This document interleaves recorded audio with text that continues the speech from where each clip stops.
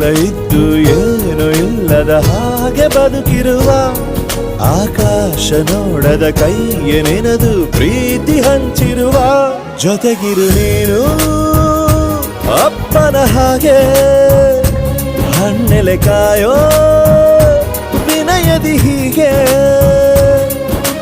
ನಿನ್ನನು ಪಡೆದ ನಾವು ಪುನೀತ ಬಾಳು ನಗು ನಗುತ್ತಾ ಬೊಂಬೆ ಹೇಳುತ್ತೈತೆ ಮತ್ತೆ ಹೇಳುತ್ತೈತೆ ನೀನೇ ರಾಜಕುಮಾರ.